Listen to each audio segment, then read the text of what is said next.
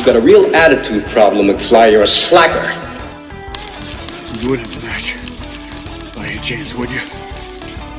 Embrace the probability of your imminent death. And know, in your heart, that there's nothing I can do to save you. Rick, where'd you get a hand grenade? I don't know. Good morning, Starshine. The Earth says hello.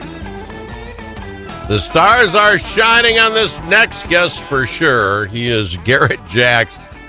Garrett, I presume you're just a little happy about what we call a football game Sunday against the Minnesota Vikings and the Bengals. Your thoughts?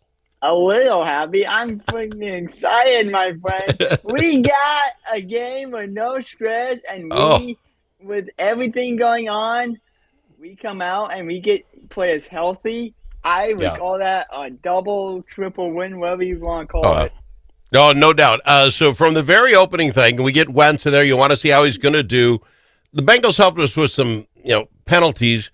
But for the most part, you get the ball first time, walk it on down, go score 7 points. You're like, yeah, okay, I'm liking this. But then they kind of start coming down the other way. And then this Rodgers kid, this cornerback, gets a deflected ball off of Harrison Smith, picks it up and goes like 83 yards for a defensive INT, or interception for a touchdown. And at that moment, you could feel this might be our day, right? I mean, didn't you yeah, baby. It felt like it. And not only that, the fumble recovery later on when he takes it to the house, we'll win this game. Oh. Well, you did at that point. You knew it was pretty much over, but then you couldn't stop watching this Rodgers kid. So he knocks the ball out and picks it up and runs it again 60-something yards. He had 158 yards running or something. So that was great. Now we're piling on. And then as they're trying to do something at the end of the quarter, he goes in and knocks another ball out that we recovered. We had 4 turnovers against him, and it was just there was nothing you could say wasn't working for us in that ball game. I also would like to repeat something I said last week after that Atlanta game. Our defense hung in there, and you can tell our defense was upset, and they were like, we're not letting that happen again. The wide receivers for Cincinnati, Jamal Chase and T. Higgins, would be held to their worst probably ever at this point. T. Higgins 1 for 15. Jamal 5 receptions for like 50 yards. Brian Flores, you did something right. Congratulations, man. And also, you're getting sacks left and right. You're getting guys healthy. You deserve a huge amount of applause, Brian Flores, for your accomplishment yesterday. That was absolutely a wonderful display of defense. I completely agree with you. They get a little lax. I don't like that prevent defense. I don't know if you remember the play, but we had them way in the back on their goal line, 3rd and 13, and we're stacking this cat up with 6 yards to go, and he actually pushed our guys back. And I said to my friends in the text, I said, that's just effort. We've got this game in hand. I don't want to work too hard. So I didn't like that. They'll clean that up. But that being said, you look at Mason, the running back. Right. When's the last time we had a 100-yard running back and 2 touchdowns? What I like about the 2 touchdowns, sir, even if the defense didn't score a couple of touchdowns, even if they just kept them at bay, well, that was more than enough points to win that ball game. The offense was there. They did what they had to do. It was much better in the second half than the first. And you got to take the fourth quarter out because Max Brosma got in the game. What's his name? Alan Brosmer. But how about the offensive line, man?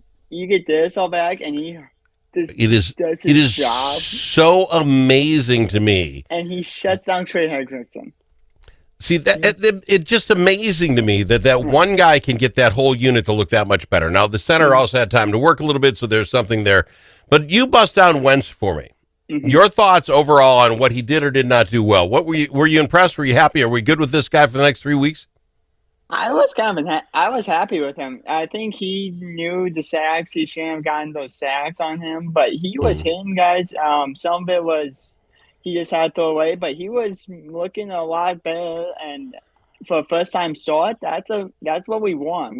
And he didn't turn the ball over. He didn't do anything too much. He didn't go out of his head, so he played it smart. There were 2 sacks that he took that he shouldn't have in my book because he had so much time and he just hung on to it until he got sacked. At some point, there's that internal clock. They'll talk about it. Throw those balls out of bounds. Don't lose the yardage. But that would be about it for me. I honestly think for a backup guy who has all but been here 3 weeks, he's got it. Now, that being said, they are talking now about having him,